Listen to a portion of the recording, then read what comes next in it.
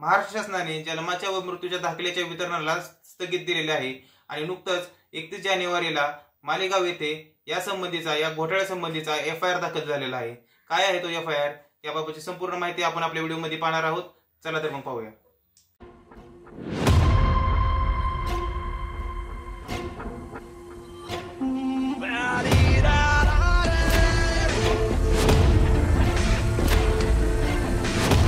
नमस्कार, man with multi talent या YouTube चॅनलमध्ये आपल्या सर्वांचं स्वागत आहे।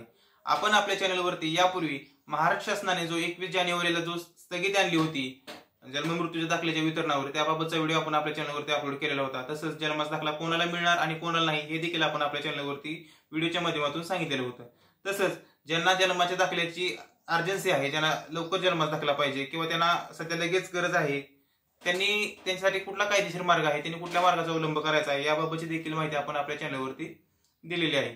आजचा हा जो व्हिडिओ आहे तो या संबंधीचा आहे की मालेगावमध्ये जो घोटाळा झालेला आहे असं जे तिथे ॲलिगेशन केलेलं आहे त्याबाबतची चौकशी चालू असताना तेथील काही तीन लोकांची नाव समोर येऊन त्यामध्ये त्यांच्यावरती FIR दाखल झालेली आहे आणि ही जी FIR आहे ती मालेगाव पोलीस स्टेशनला 31 जानेवारीला दाखल झालेली आहे।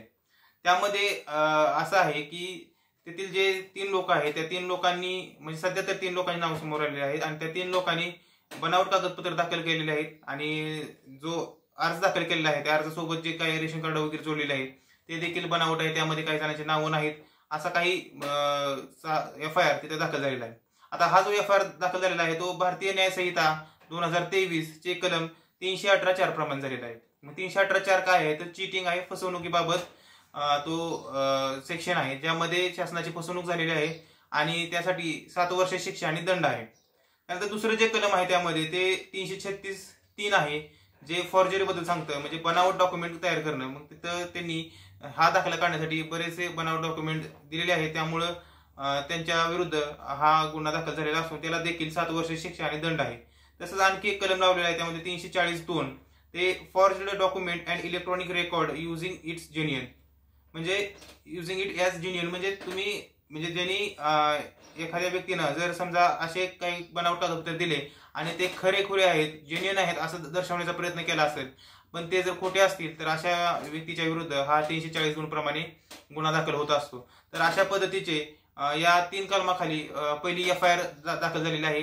त्यामुळं आता तिथं जे सांगितलं जात आहे की बऱ्याच लोकांना असं बनावट दाखल्यांचं वाटप झालेलं आहे।